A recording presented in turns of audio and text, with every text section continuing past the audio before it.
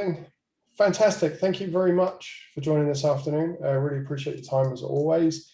We've got Claire back on again. So Claire, is a couple of months ago you were last on. So this is round two, Psychometrics, boon or a bane. So really looking forward to that. The title kind of sets us up really nicely.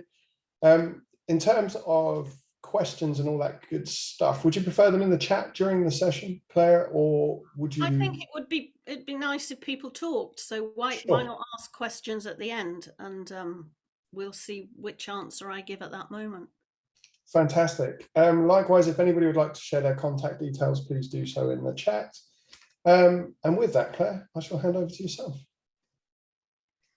Well, thank you for inviting me again. I think actually, Ollie, you missed round two, which was about International Women's Day and how to deal with bias. I think the first time was imposter syndrome. You were very interested in that, and very participative.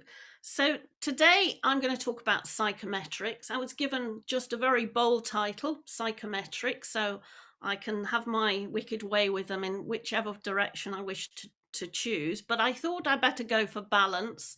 So I've called it Psychometrics, a boon or a bane. And I'm very pro psychometrics. And 30 years ago, probably was less so, much more cynical. As my knowledge has increased and my accreditation for various tools, I've become a great exponent. I think their use is much misunderstood. And their use not fully utilized to maximum potential. There are a lot of myths around, and it is not infrequently that people say to me, "Oh, are you going to send the men in white coats round when you've got my profile?" They're very worried about it. So the way you set up a psychometric tool is very, very important, just as the way you set up a coaching process is important. And I think most of the myths are born of fear, and it's fear of the unknown. So I'm going to try and take away some of the myths. I think there are several uses for psychometrics: recruitment, retention, development, team building, and also in coaching. Ollie, would you be kind enough to put the first slide up? Absolutely. Can you see that okay? Yeah. It is a trite thing to say we're all different, and one can say that with optimism or with pessimism. I grew up in a vicarage in Manchester, and one of the things I remember my father hammering into my ears was everybody sees the world through their own eyes. It's trite, but it's also very sophisticated. We are all different. We all see the world differently. We see other people differently. And we have a choice how we're going to behave. So at Integrated Resources, which is the name of my business, could you put the next slide up, please, Ollie? We really do practice what we preach. We're a full service HR consultancy, a microcosm, because we're only 13 strong, of the big consultancies. And it doesn't matter whether we're doing time management, psychometrics, or the intellectually and emotionally intelligent application of employment law. We do practice what we preach. So one of the things that I do every single time I recruit is I run a psychometric profiling tool on the shortlisted candidates. And I decided to do this quite a lot of years ago, and I'm going to talk about a particular tool in making some examples. A few years ago, I recruited somebody who was already accredited in the tool I'm going to talk about, and she couldn't find her psychometric profile. There was no point in running it again because she already had it, and she said she'd send it to me. And a week after starting, she sent it me, by which time the fit was already going wrong. She didn't like the fact that in consulting, we have a 4 eyes policy. Nothing ever goes out to a client that somebody hasn't double checked. She didn't like somebody breathing down her neck and checking her work. It caused us to fall apart after 2 weeks of engagement. If I'd seen that psychometric earlier, I would not have taken her on, and I would have been able to warn her about the differences in consulting from what she'd experienced before. So we are 13 consultants, all female. I hasten to say by accident rather than design. And I think it's interesting why we have recruited women, and it is something to do with traits and flexibility that we offer because we are largely, but not entirely, remote in the way we work. I mean that in distance terms and digitally, not in psychological terms. We work across all sectors, from household name pop stars that you would know and wish to see. I'll auction the tickets if I get some. Professional service, manufacturing industry, academia. And it doesn't matter which sector we're dealing with, although each sector has its own special traits, the application of psychometrics is equally valid. What floats my boat in particular is the release of potential. And I think psychometrics can really, really help. They are not tests. And I think this is where the fear and the myths arise. There are psychometric tests which can test for certain abilities. My first job was in Grangemouth on the Firth of Forth. It took me 6 months to even begin to understand the language being used around me. And I was introduced to the concept of psychometric testing. Every single process operator who came onto the manufacturing site to produce dye stuffs in one half of the works and to Norman an anti-malarial drug in another had to undergo numeracy and literacy tests. So if you want to test for a particular ability, there is a test to do it. You can test for spatial awareness, numeracy. You can run specific tests, somebody's ability with an in-tray, somebody's ability with a complex Excel spreadsheet and complex formulae. But I'm talking about psychometric profiles, which look at our traits, our behaviors. There aren't bad profiles and there aren't good profiles. There are just profiles. But fit is absolutely critical. We've all got a dark side, whether we like it or not, and we all have a light side. And we know people, don't we, who turn their dark side outwards. Sometimes we call them frightening. Sometimes we call them bullies. Sometimes we say they're very depressive. We use all sorts of language, correct and incorrect language, to describe dark sides. If we turn the dark side inwards, we often end up with issues such as depression. But there are no bad profiles. It's all about fit and what we do with our traits. If we're recruiting, we want certain traits. If we're motivating, there's no point in giving apples if the individual wants pears. And this is a clue. We really need to know our people.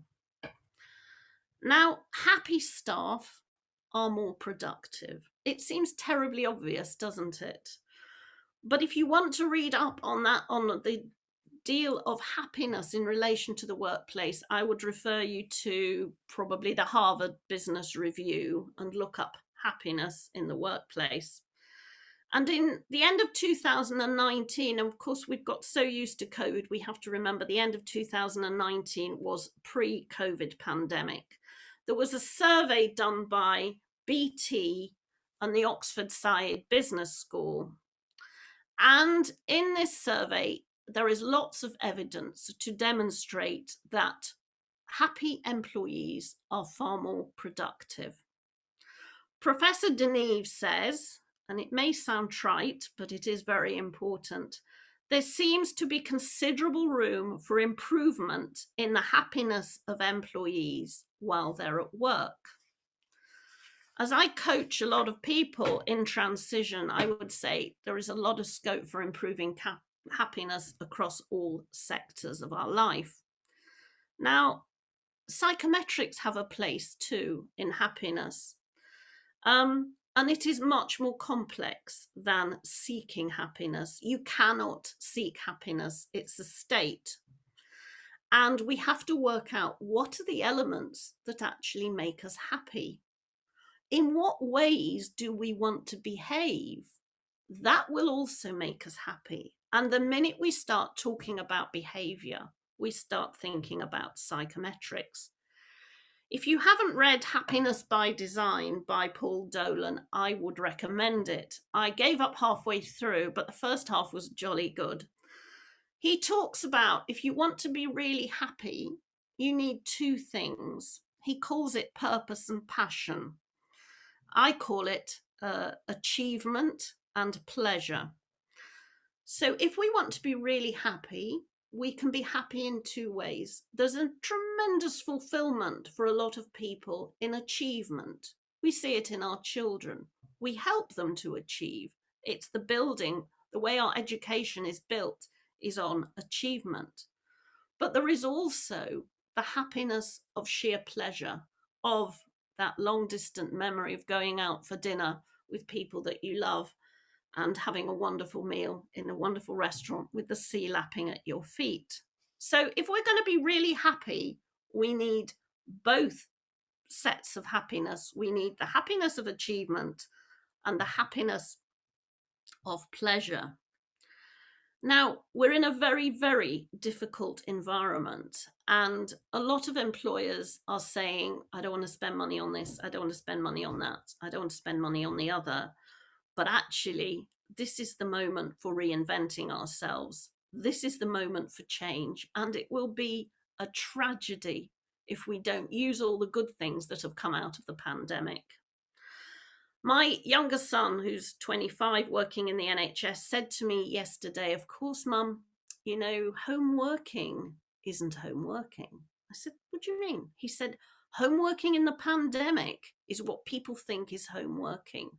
But actually, home working, we've been doing it on and off for 20 years, is quite different outside a pandemic.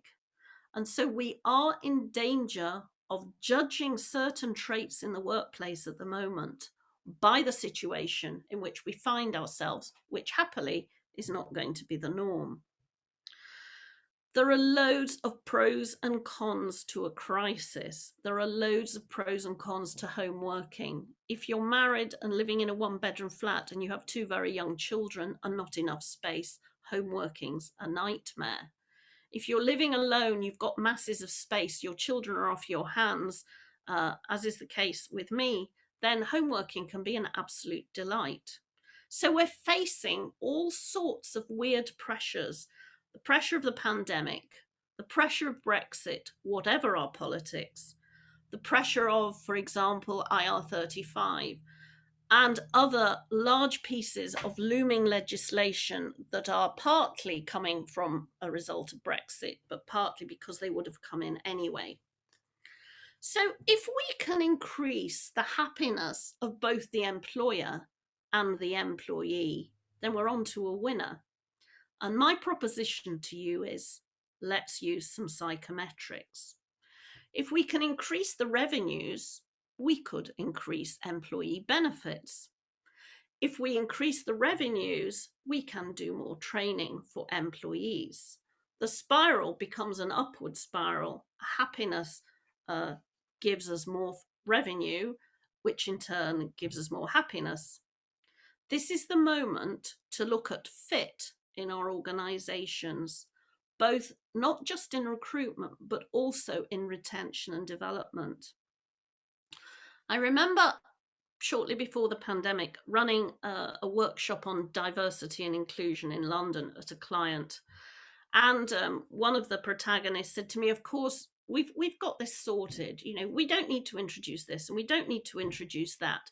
because, we have no labour turnover. We've got a very stable workforce. And in rather more polite terms than I'm going to use now, I explained that if there is no labour turnover, then there is no confrontation of the bottom 20% of performers. And if that is the case, there probably isn't attention given to the top 20% of performers whom you have to retain. So my proposition to you is that we should be using psychometrics, both for team building, for recruitment, for coaching, for promotion, and for development. The stakes are very high now economically, and people's morale is stretched to the limit. Ollie, could you put the next slide up for me, please? Every single time an employer, or indeed an individual, embarks on an intervention, it is to bring about behavioural change. Not change, behavioural change. Change in behaviour. Some individuals who find they don't fit an organisation try to contort themselves to fit the organisation better. Should they or shouldn't they? Employers who send people for coaching often are sending somebody who doesn't fit. What is it that isn't fitting? It's not about technical competences. It's about behavioural competences. So if we decide, any of us, for any reason, that we want to bring about some change in ourselves or indeed our employees, we can embark on all sorts of different behavioural changes. At the left-hand side of the spectrum here, you'll see psychoanalysis. That is looking at the influence of the unconscious, which is by definition unconscious, the influence on the psyche. Psychotherapy, from therapevo, to heal. So that is about healing parts of the psyche. Counselling, a loose term, I'm never quite sure where that fits. I'm going to put it there.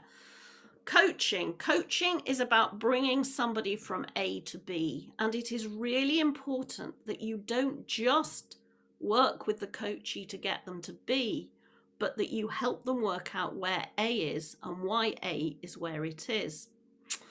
We then move on to mentoring, and that is different from coaching. So I would only mentor somebody who is an HR director or an HR consultant or a pianist. You mentor in your own skills.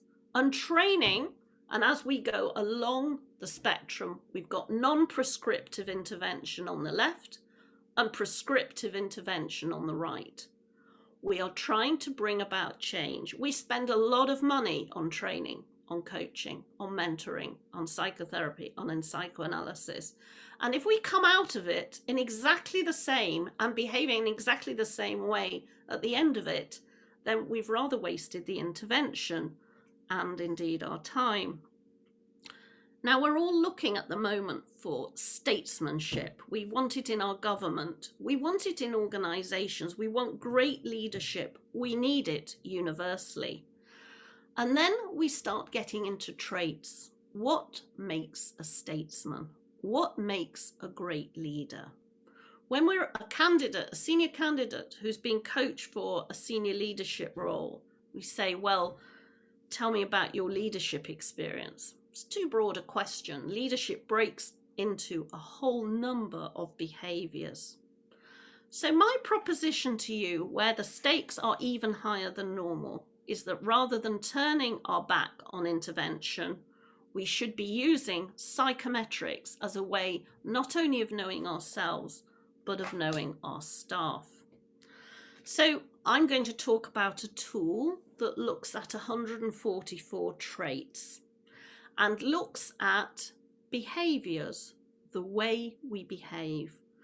And I particularly like the mechanism that Viktor Frankl introduced when he said, between stimulus and response, there is a space. And anything we can do, and this is me speaking now, to open up that space gives us a choice in how we're going to behave. Most of the time, we cannot stop in that space and decide what we're going to do.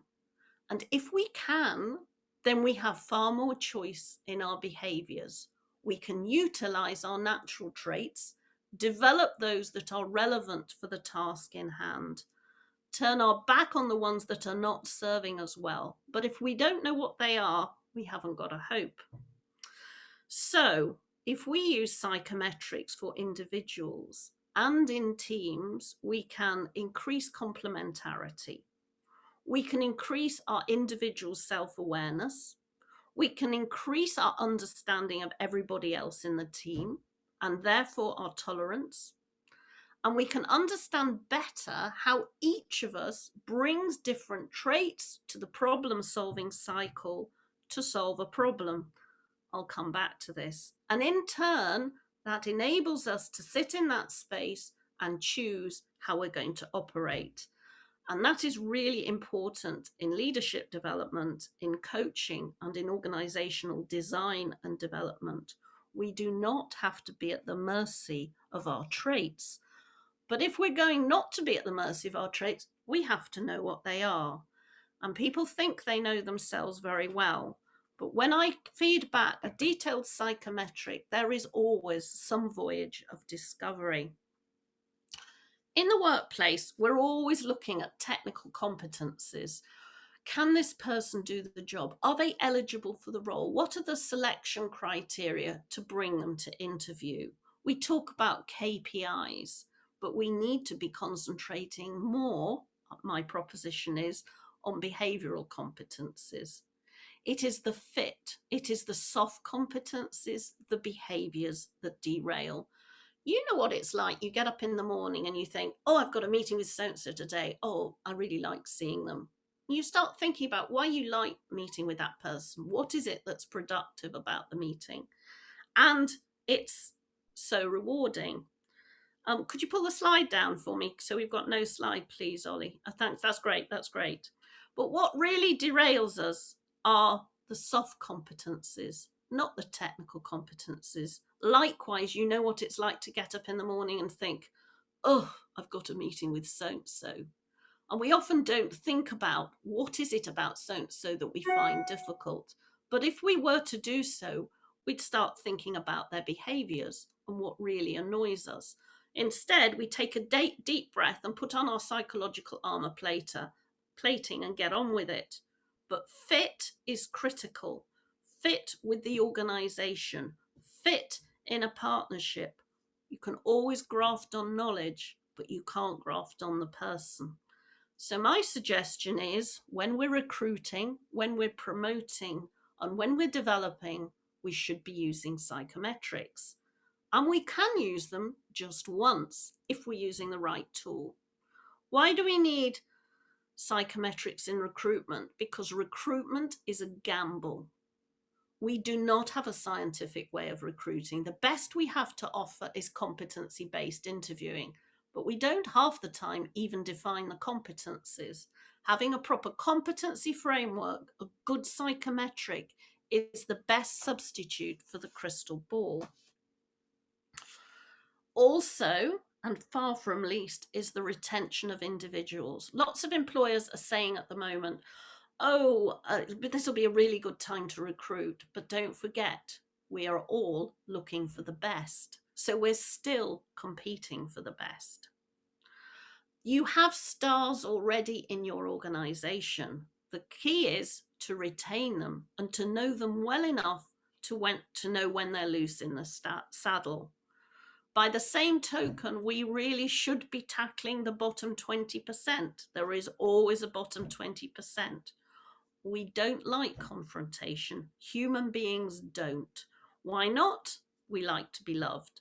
But we also lack the language and the knowledge of ourselves and others that we can articulate clearly that help us deal with poor performance. So if we're going to have happier employees and the ones we want to retain are retained, and we're recruiting and we want to recruit the right ones, we need to look at traits and soft competencies. And the best thing to reduce the gamble in recruitment, and we can put in all sorts of mechanism in an assessment day, one of the things we should be putting in is the use of psychometrics. We need to know and understand ourselves. And everybody goes, yes, yes, yes, but I know my staff. But actually, people don't. And even in the 5th century BC, Plato was writing, know thyself, know thyself. This goes back a long way, but we need to know ourselves well, but also other people. And in today's society and today's workplace, the best thing we can do is introduce psychometrics. If we look at some values alongside psychometrics, Ollie, would you be kind enough to put the slide up for me with the triangles?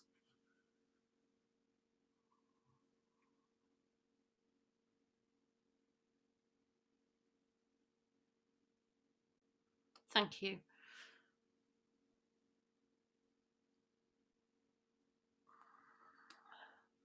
Every individual brings to the workplace their traits, their behaviors.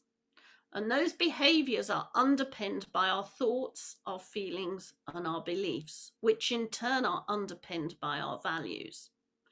In the same way, on the right-hand side, an organization has values, and the values should be driving the strategy, which in turn drives the day-to-day operations.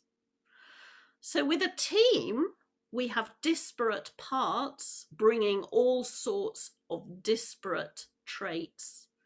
And a group is random, but a team has a common purpose. We should be also looking at the values of the individual, which drive the behaviors, which give us the traits we're talking about that we can look at in psychometric profiling. If we understand what our values are and we understand our traits, then we're really in with a chance on good recruitment and also good promotion and good development. So how are we going to understand our traits? And why does it matter? We've only got our traits. We have traits and we have our time. And in the 1980s, time management was a big thing. And a company called Time Management International used to produce these amazing documents that you could manage your time on paper. On Friday the 13th, one year, I left mine on the train. It was a moment of great liberation. At that moment, I decided technology was the way forward. This was 20 years ago. So all we have is our traits and our time. And I don't think we spend enough energy on looking at the payback for all our activities and energy. So if you want to release your dreams, both for your organization and for your individual, my proposition is psychometrics. We are now beginning to pull together a hybrid model in the workplace. Would you be kind enough to pull the slide down so that I haven't got one, please, Ollie?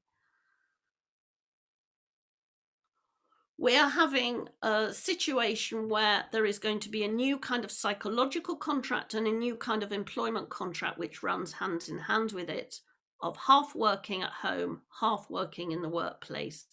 Both the legal ramifications, the tax ramifications, and the psychological ramifications need very careful thought. And if we're going to get it right, we need to understand the environment in which different individuals work best. We all want the best, but we all need to have a look at fit. So we want complementarity of traits, but we want synergy and congruence of values. I'm going to move on to a specific psychometric tool now. Ollie, could you put up the problem-solving cycle for me next? That's the 5 circles.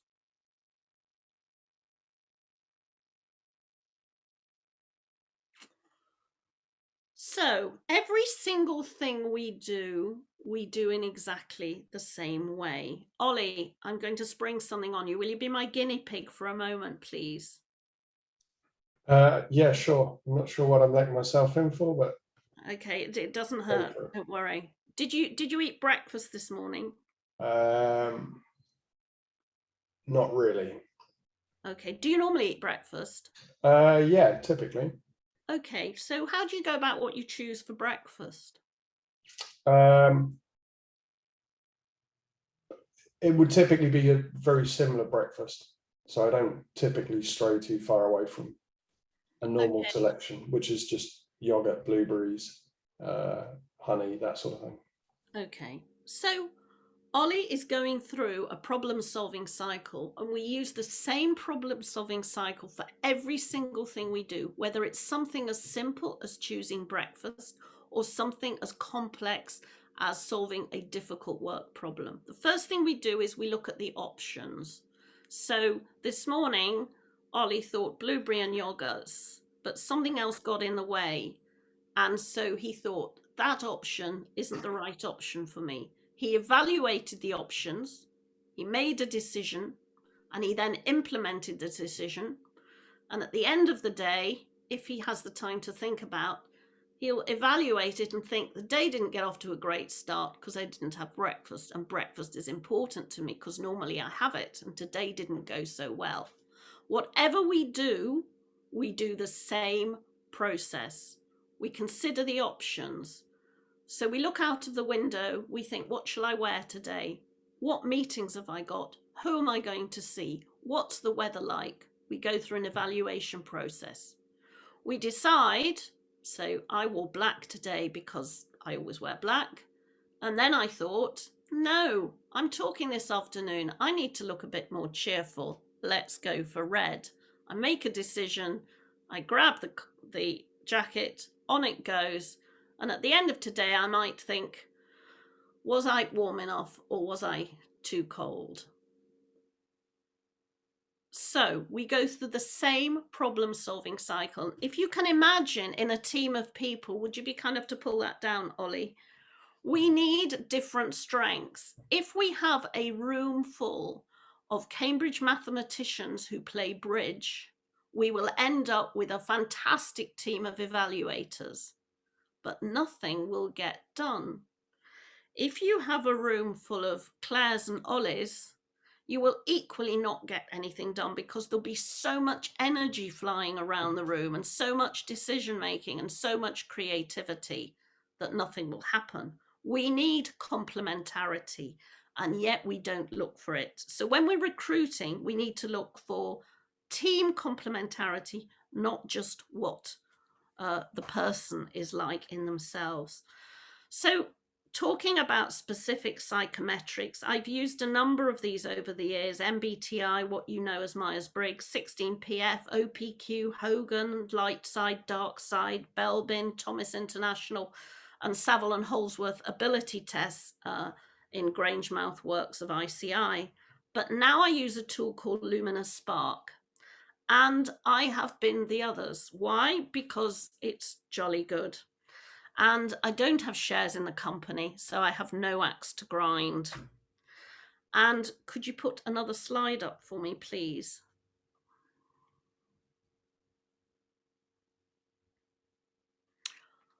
We can look at 144 traits through this profiling tool. It takes about 17 or 18 minutes to complete the questionnaire. It's incredibly sophisticated. I can run it in any language and I can feed it back in any other language. So it's got cultural robustness and allows for diversity of language. You will see round the edge in small letters a number of traits that fit into 8 segments. And there are many ways of cutting traits, but this tool cuts them into 8. And it is built on the same tool that the Myers-Briggs is built on, and the big 5, which are the main building blocks of most psychometric tools. But this tool gives me much more than I've seen in any others.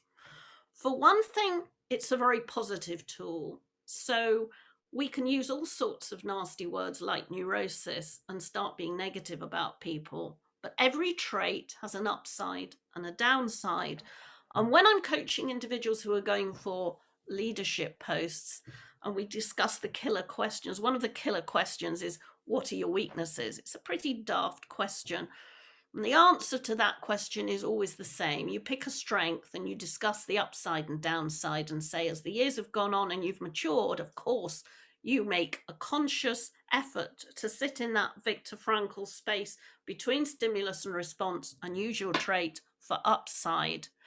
But what this tool does, it allows us to be contradictory, or rather complementary opposites. Whereas the Myers-Briggs will box us in. You either have to be an extrovert, somebody who gets their energy from being with other people, or somebody who is an introvert who gets their energy from being alone. We are not always the same thing. And we can be contradictory in different circumstances. You know that some people you're with one day make you feel happy, other people make you feel miserable. That's about complementarity, and we are all affected by each other's behavior. Sometimes we will be different in one setting from another. If any of you haven't read Matt Ridley's book, Nature or Nurture, very well worthwhile reading. It's a bit like that with the workplace. We've got the environment, and then we've got the behavioral traits all around us of our workmates. Even if we're working remotely, we are still affected by their behaviors. So we have 24 traits around the circle, and this profiling tool looks at 3 personas. It looks at your underlying persona, which is the real you, the real person you know you are, but not everybody may see that. Very few people probably see it. Then it looks at your everyday persona, which is the persona people think is the real you, but it's the real you for getting the job done. It's what you turn up the volume on and turn down the volume on. You can make room for that Viktor Frankl space between stimulus and response if you know where to put the energy. But also this tool looks at your overextended profile. So what happens when you're under pressure or events get close?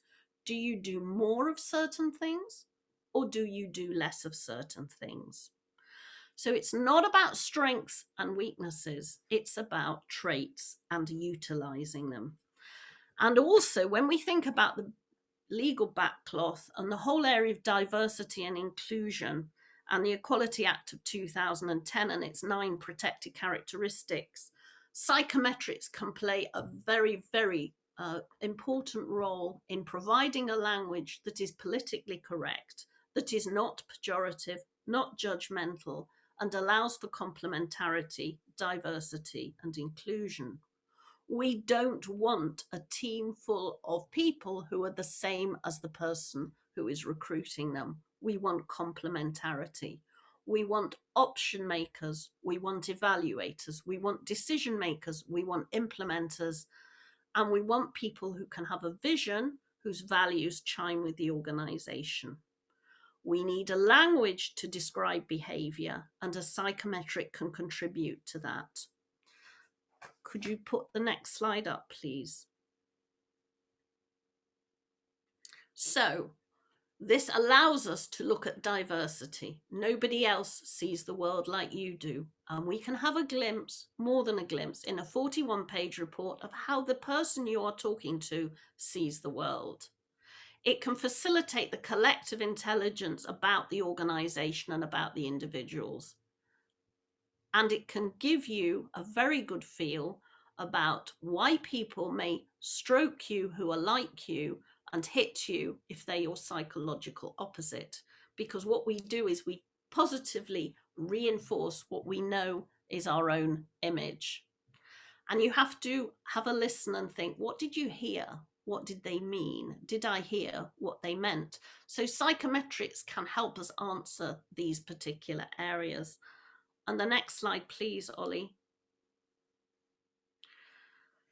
Many clients will start off saying, but I know the Myers-Briggs, I want to use the Myers-Briggs. And I eventually persuade them that they will get much more value for their buck by using this particular tool, Lumina Spark, and it will map just as well onto Lumina. So the outer layer here shows the big 5 terminology and more.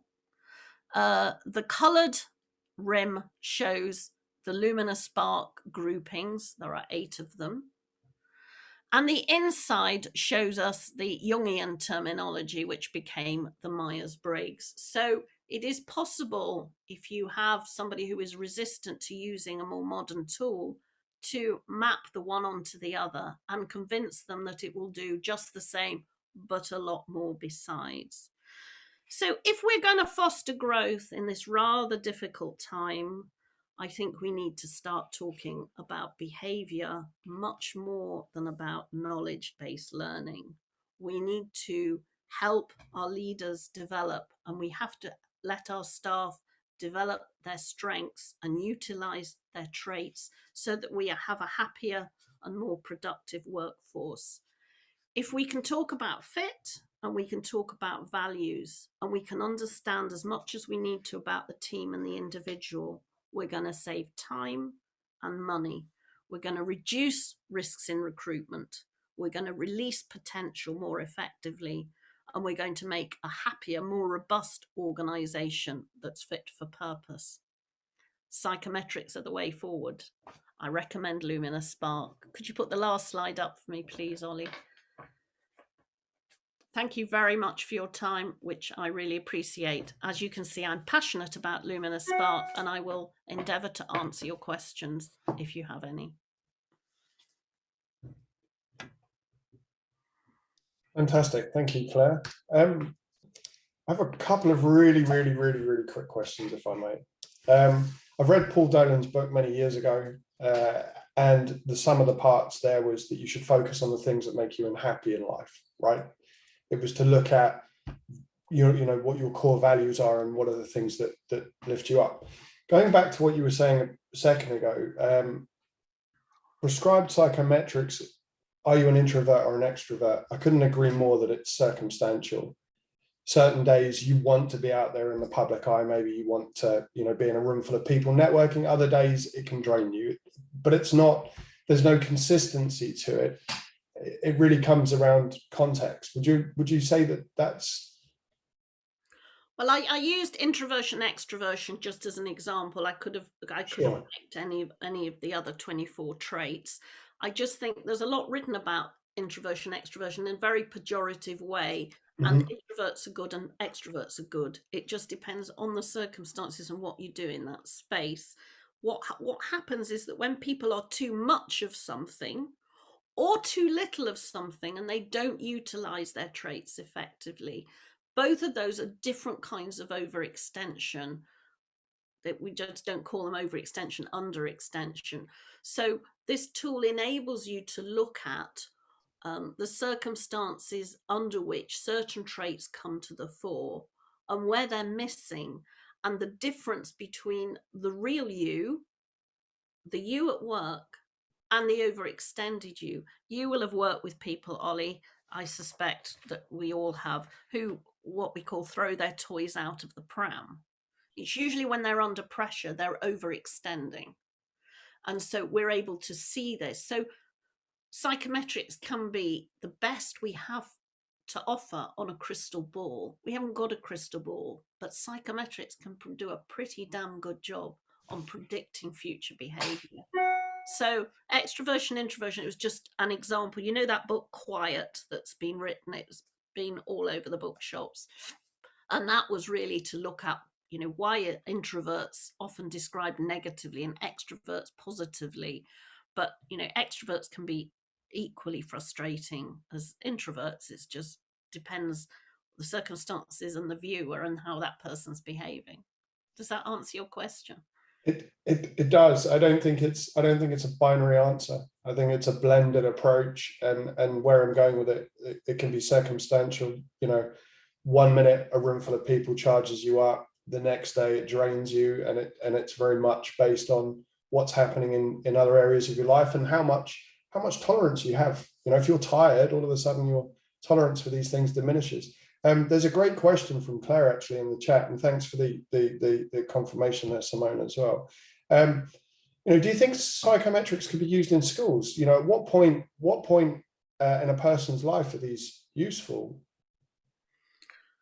Well, you're speaking to somebody who thinks that all 18-year-olds should do psychoanalysis for 5 years because they'd save themselves a lot of pain and distress. So you're getting quite a biased view. I see the world through my eyes. there is a lot of work being done by one organization in schools, and I don't like the look of it. I don't think it's detailed enough. So this is not a toy for playing with.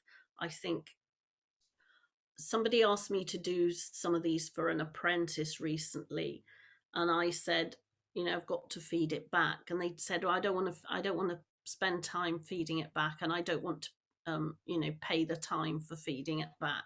And it's a requirement of the British Psychological Society that you're properly accredited to use these tools. And you could wreak havoc. Mm. So I think I'm a governor at the Cambridge University Primary School, so this is kind of dear to my heart. There is work around, but I think it needs to be really good quality work. Yes, I think in principle the answer is yes, but I'd put some caveats in. Do you think a degree of regulation needs to be, there needs to be some kind of governing body around that to make sure that everything is done with the best Well, there is an awful design? lot of governance around schools and schooling, and the BPS has strong governing rules. And I don't think that, you can go online and do a Myers-Briggs, an abbreviated version of a Myers-Briggs, but I think it's a dangerous game. You might as well read some tarot cards if you're gonna start talking about behavior. I think you really need to know what you're doing and need to understand your own psychometric. It isn't by chance that psychoanalysts and psychotherapists have supervisors. I have a mentor for psychometrics. This is not to play with, I think. And on that point, though, apart from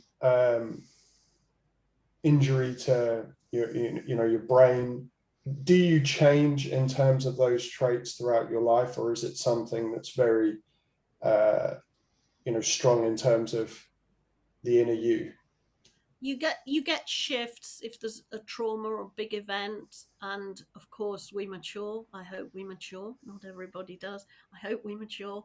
And so there are shifts, but they're quite small in psychometric terms. So if I did a luminar emotion the other day, which because I was reaccrediting for using that, and that looks at what a psychiatrist would call neurosis. It looks at reactors and things you're drawn to and things you pull away from.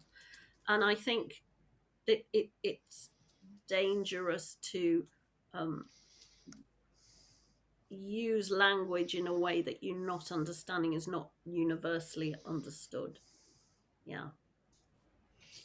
On that basis, the space between stimulus and reaction, I think it was probably about 15 years ago, I read somewhere about a mantra, which is when you find yourself creeping into the chimp territory of response, the mantra is basically just to say, I choose how I react to the situation. And that gave you that 3-second interval, which separated you from the instinctive reaction to then constructing something slightly less emotionally led. Are those sort of toolings things that people can or should add into their lives to help them break away from complete emotional response, do you think, or is that just jargon in a book that I had the fortune or misfortune to read?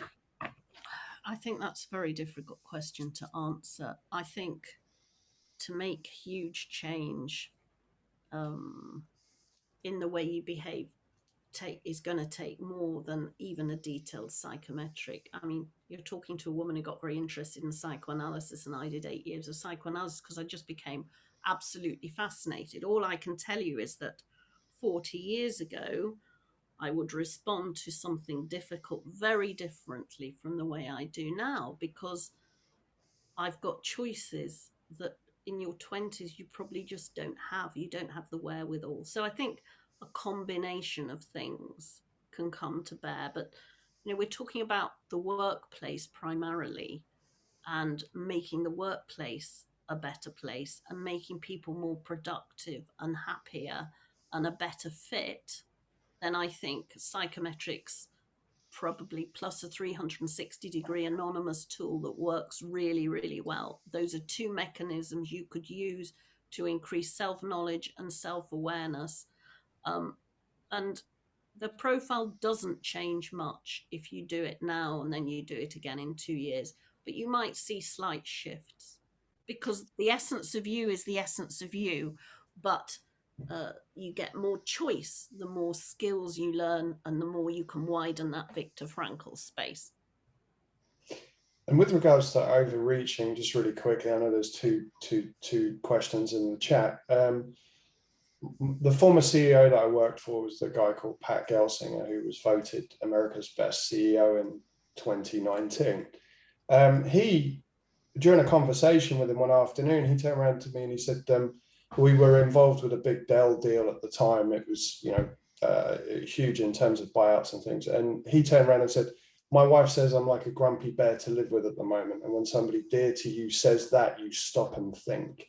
And this is somebody that's in charge of, 40,000 people globally and, an $80 billion company, expressing as the CEO that he's overreached.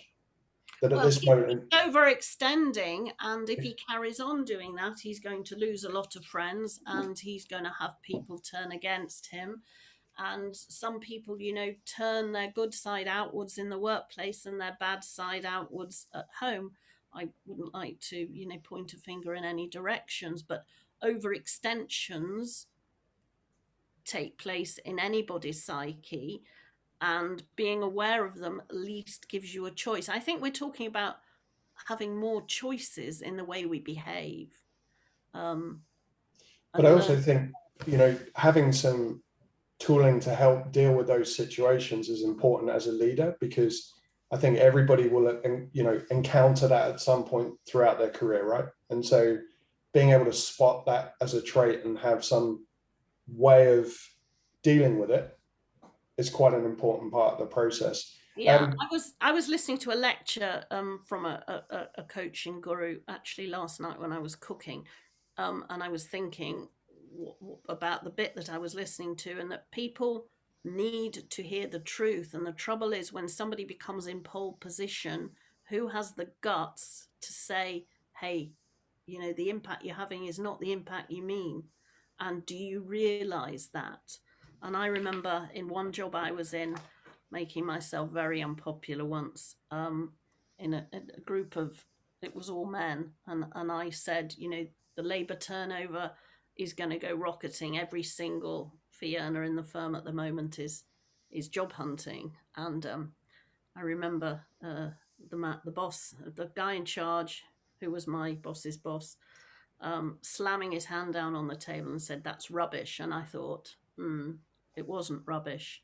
So, there's a fine line we tread as how much we tell a chief exec what the truth is and what his impact is. And the very things that have made him successful may not be the things that maintain his success. So, we all need mentors. We all need therapists. We all need friends who are bold enough to tell us the truth.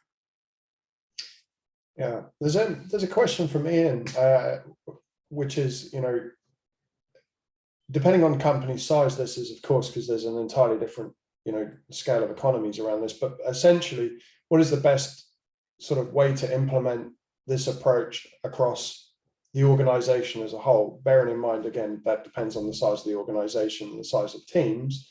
But typically, how does that, break down? Well, I think, you have to look at case studies of where it's worked. So we recently, and we're still there, in an organization in London where we went in to sort out their performance review process.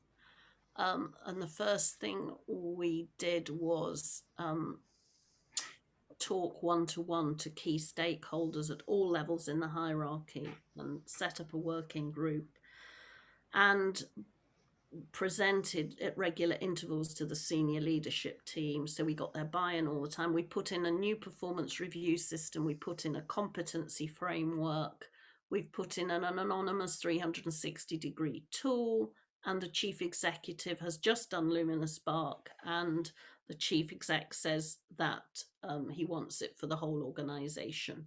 So we've done it in layers, and we've done it over a period so that the cash flow works well. We've also being careful about cost, because there's leadership development workshops to be done as well. So there's a lot of following. There's a number of layers that need to be done. There's some coaching to be done. And there are a number of workshops coming up on giving and receiving feedback and agreeing objectives. And then the final piece in the jigsaw, which is about to be implemented, is the reward mechanism. Once you've got your competency framework and you've started putting in mechanisms to increase self-awareness and awareness of others, like the psychometric, then we're looking at reward and how we drive the very behaviors they want to drive, because the way the reward function was operating before was it wasn't really hitting the spot. Because, like it or not, I know from experience, remuneration drives behavior. If you want a team to pull together, you don't put an isolationist bonus in, you put a team bonus in. So you have to work out what you want through research and what's right for the organization, and then put it in piece by piece so that you've got a coherent whole, so that the competency framework marries up recruitment with retention, with performance management, with promotion, and with the bottom 20%, and how you articulate those behaviors to take them out. I mean, if they can't do something or learn something, then you put them on, send them on a workshop to learn it. With behaviors, it's much more complex. For sure. And there's a final question from Amanda, which is, what do you see as the risks and opportunities in the respect of using profiling in the context of valuing and understanding diversity in individuals, teams, and organizations? Well, diversity, inclusion, and equalities, the rage at the moment. These are the buzzwords. I don't think we're doing nearly enough. I think we're only scratching the surface. And when I started doing the talk for dealing with bias and talking to women before I did the talk, we've got a long way to go in a lot of the protected characteristics. I think language is critical. And so, again, I think competency frameworks and the way we write policies and the language of an organization and the language of the chief exec, we should be coaching more in the use of language. And I've done quite a lot of work on psychometrics and different groups of people. So I'm not going to go into the details, but concert pianists will have a very different profile from, say, lawyers. And I can tell you what their traits are, because I've done work in both those areas, because I'm particularly interested in both those areas. And, how you get complementarity in the organization so that you don't get the same types. The syndrome, you have research scientists and they get promoted through the organization because they're brilliant research scientists. It doesn't make them great leaders. So I think diversity is a huge area, and we're tinkering around the edges, and there's also the whole issue of unconscious bias. But I think a robust psychometric that has been really well validated, like Lumina Spark, can be very useful as part of a number of initiatives. But I think it's only a part. Yeah, I've done a number of unconscious bias courses over the last decade, and it's alarming how you skew job applicants just based on the language and terminology in the advert. There are actually companies out there now using AI to clean that up, so you can put in your definition of the advert and you'll get something out the other side that is supposed to be more neutral in the terminology used. Yeah. Well, it's difficult, isn't it? I remember about 10 years ago having an advert rejected by a big accountancy magazine where we'd put the word enthusiasm in, and the girl said, "Oh, you can't put that in, it's ageist." Well, enthusiasm means imbued with spirit, so that isn't what it meant. It wasn't ageist, but it's no good arguing with somebody. If that's the way they think it means, that's the way they think it means. But I think it boils down to language, doesn't it? And I don't think that AI on its own is enough. So if you interview somebody and you have a bad feeling, you've got to listen to that feeling. You can't make a decision on it, but then you need to start putting in other mechanisms. other testing mechanisms, other profiling mechanisms to find out why perhaps you might have that feeling. It may be your baggage, but it could be something you're picking up. So a recruitment and promotion process needs to be layered again, so that you are, and you know what you're looking for. What do you want? What behaviors do you want in your future partners in a law firm? What behaviors do you want in a chief exec? It doesn't really matter what they've done. What matters is what they've become. And the AI and machine learning piece, I couldn't agree with you more. The part of our mantra or slogan internally is the AI and machine learning should do the work, but it's the humans that make the difference. Wow. And that's really quite true. With that, Claire, it was educational as always. There's a lot to think about there. I'm sure Sadie will circulate your details around should anybody want to reach out and have any further questions, I'm guessing. I've written down Luminous Spark. I'll go away and have a look at this. I think you mentioned about them in the last presentation that I had the pleasure of hosting. Thank you very much. And with that, I'll hand over to Vic, if possible. Yeah, of course it's possible. Listen, you've taken a subject, psychometrics, which would scare the pants off of me for a long, long period of time. And you've actually explained it in language that I've begun to understand a little better. And in particular, I like the space in between achievement and pleasure, not least because you kept using the name Victor, which immediately made me sit up again, which was a good technique. Absolutely deliberate, Vic. Totally. Yeah, no, I'm absolutely sure of that. But look, thank you to everyone else for joining in. And you know what? I don't think you've got me to the point where I'm completely sold on the subject. But what you've done is you've started that thought process in my mind. I'm going to reevaluate this. So thank you very much. You and I are going to have a meeting, Vic, and I'll take you to the next stage then. Okay, I'll look forward to it. And to everybody who joined in the call, thank you very much for coming on board. And Claire, what can I say? But you've kept us very well informed. I really appreciate that. Thank you very much. Thank you. Thank you all for your time. And thank you. Thanks, everybody. Have a couple of wonderful summer weekend. Bye all. Thank you. Thanks. Take care.